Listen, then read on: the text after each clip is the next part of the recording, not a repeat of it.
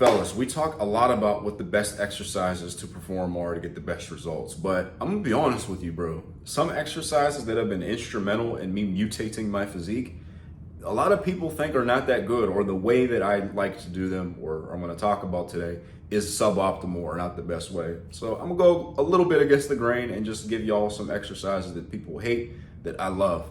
Some of these are gonna be shocking, but we're gonna start with one that I feel is just, due diligence and something that more people should consider. Now, when I made my top 10 exercises I would do if I had to start over video, I spoke to something that we're just gonna correct today because I don't agree with that now at this point. But I can see where I was coming from. Now, I thought that for the longest time, I needed to do all dual rope push downs as my press down motion. Reason being is that dual rope press downs allow you to get your arm behind your body, and that biases the long head of the triceps. And I was getting a good mind muscle connection with the long head of my triceps, and that's like the biggest part of the back of your arm, right? However, I didn't see this coming. I wasn't able to progress on it after a certain point because you can't load it very heavy, and it's harder to grind reps on that particular movement. Now, something that I spoke to in that video is that I stopped doing V-bar and straight bar push downs because I felt like muscles other than the tricep were coming into play with moving the movement, moving the weight. That was only because it was just getting to a point where, because the weight was so heavy, I was having to like lean into it and like push my body weight down into it to even get the weight moving. And that's because, dude, I just needed to weigh myself down. That's why when Alex made that video talking about how Dorian Yates does press downs, I'm like, I gotta try this, dude. I tried it and it was incredible. Not only one, how much more weight I could move, but how much better of a mind muscle connection I got on the triceps because I didn't have to focus on fighting for my fucking life to keep my feet planted on the ground and use every muscle to monster mash the fucking weight down, bro. So I thought I needed to isolate the long head of the triceps, but what I needed was a movement that holistically works the triceps. You get a little bit of everything. You're not biasing the long head, but let me tell you a secret, bro.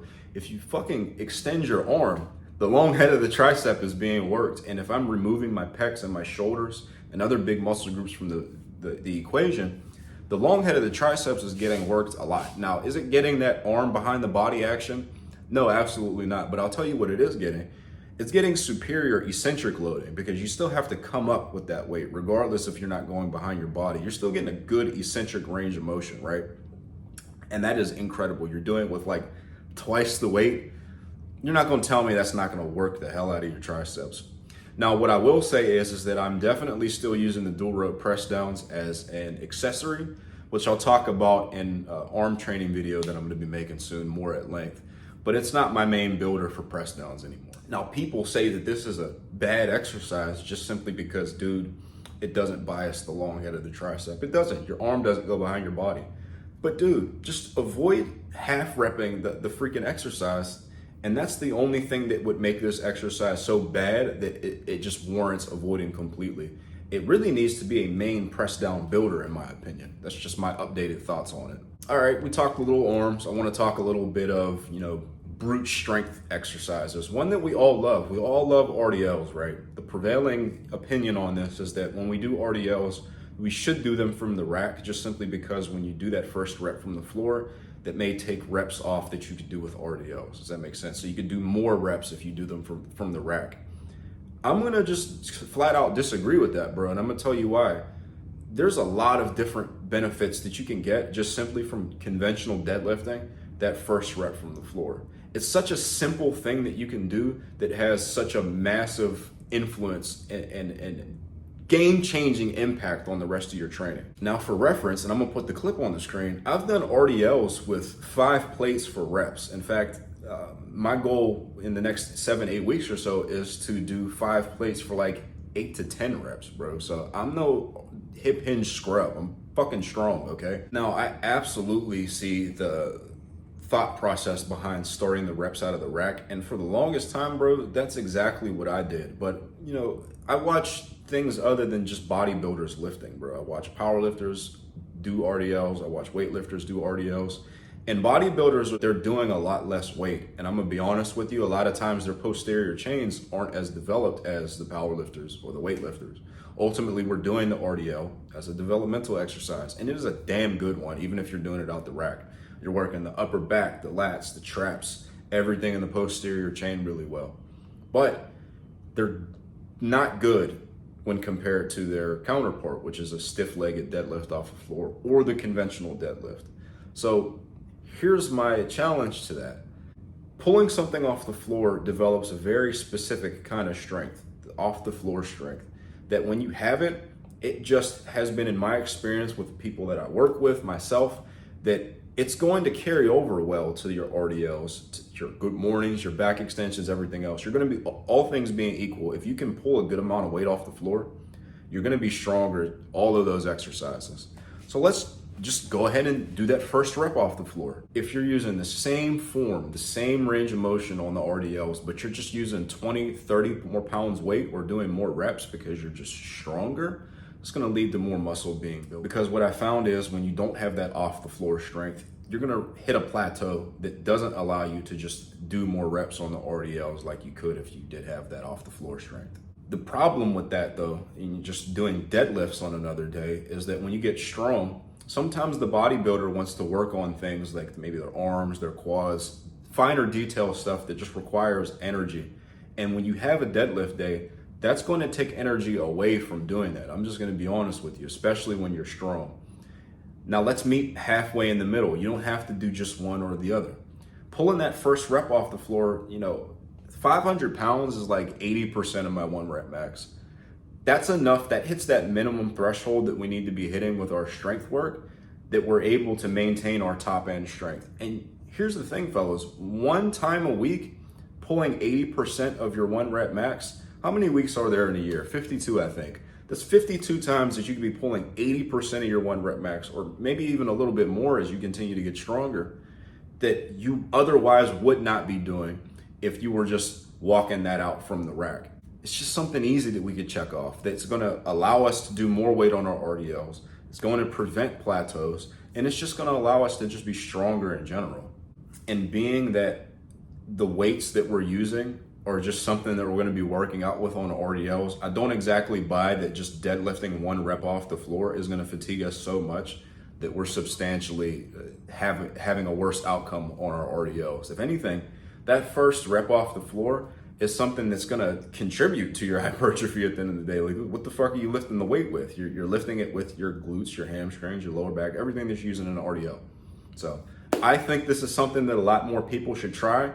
I want everybody, if this even sounds like something that's appealing to you, to try this out and let me know what you think about it 2 months later. All right, back to arms, because I gotta keep y'all watching. But do y'all remember the great war between preacher curls and incline curls? I do. Personally, I've always been of the opinion that just fucking do both, bro. I felt like that was all just some giga-brain way to, make curl videos, but which was cool. It was cool to see the community talking about them, but I do happen to be farming the freaking preacher curls right now, but for the longest time, I had been farming the incline curls. I got to like 60 pounds for reps. I did, I think 60 pounds for 6 or 7 reps, and then 55 for like 8 or 9. So I'd have to look in the gains book. It's in my gym bag. But I'm farming the preacher curls now. I did 110 pounds for 10 reps. Just last week, I worked back down in weight and I'm building up the reps again. And I did 80 pounds for 20 reps. And I got an insane pump from them. Now, why are they a bad exercise? We've all seen the freaking injury videos where people pop their biceps doing preacher curls. A lot of the time, I feel like that is just the person being ill-prepared for that particular range of motion. And now, why are they so good? So the biggest thing for me is, although they're not as versatile as incline curls, you can adjust the level of incline that you use, the type of form that you use, things of that nature. You can use cables, you can use free weights. You can use cables, I guess, on preacher curls as well, or like the plate-loaded machine version, but they're not as versatile, all things equal. The biggest thing is that they're more stable, in my opinion, and harder to fudge the form on.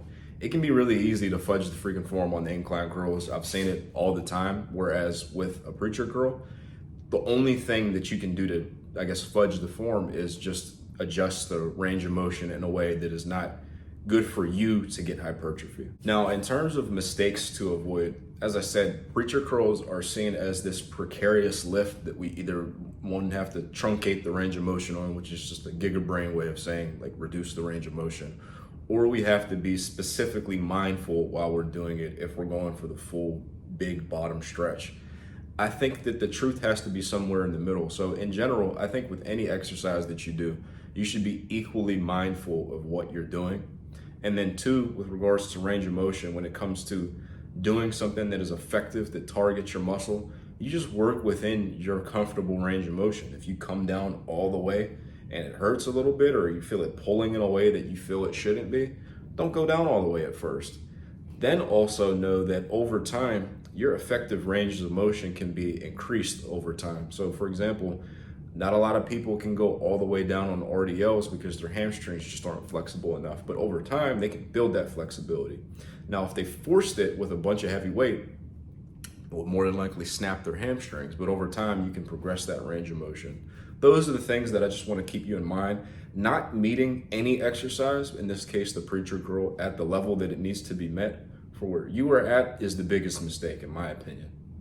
Next up, neck curls, neck extensions. I used to blush a little bit at the gym doing freaking neck workouts, you know, the extensions, the curls, the sideways stuff at the gym, just because you feel like someone's gonna stare at you while you're doing it. But I've had a lot of cool conversations with people at the gym just because of training my neck. They're like, oh yeah, how'd you get your traps like that, blah, blah, blah.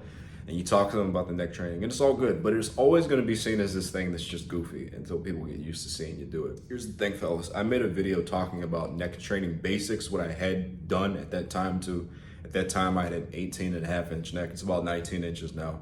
I detailed what I did to get there. I really loved using that neck harness that I got from Netflix. They sent it to me for free. It was really cool of them to do. I like doing restorative stuff on my neck workouts now. I'll make a whole other video talking about this, but I have like a restoration day and then 2 strength training days.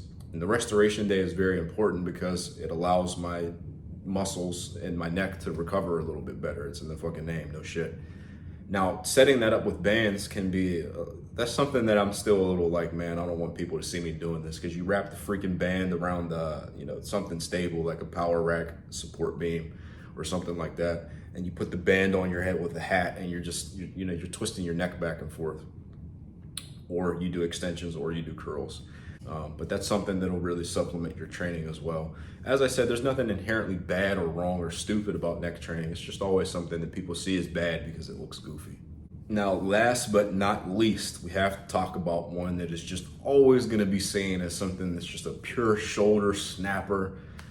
At the end of the day, bro, that's not gonna stop me from saying that upright rows are not inherently dangerous. I don't do them anymore. I like my lateral raises for adults now, but at a point in time, I hurt my pec and I hurt my shoulder in some non-training activities, and upright rows really, really helped me restore, full function to my shoulder girdle. They didn't further injure me. They didn't freaking explode my shoulder. They're not the boogeyman. It's the way that you engage with the movement. Now, I made a video called Shoulder Training, the Final Answer. I've actually learned more since making that video, so we're gonna make another shoulder training video. But something that I talked about in there was an upright row tutorial that I want y'all to check out. I'll link to it at the end of this video. But long story short, it's just dependent upon where you grip the bar at, how high you go up. If you bias more of upper back or delts with the movement, you have to engage with the movement, just like with the preacher curl, where you need to engage with it at, and not how someone else may, because we're all built different. My arms are different from your arms. Our shoulders are different. We're all built a little different. In terms of how you use this, I can tell you how I used it. I just subbed it in for whatever shoulder isolation slot you have in your program. In general, with any of these exercises, Beast Slayer is a new program that I put out a couple weeks ago that has slots for all of these different types of exercises already programmed into it.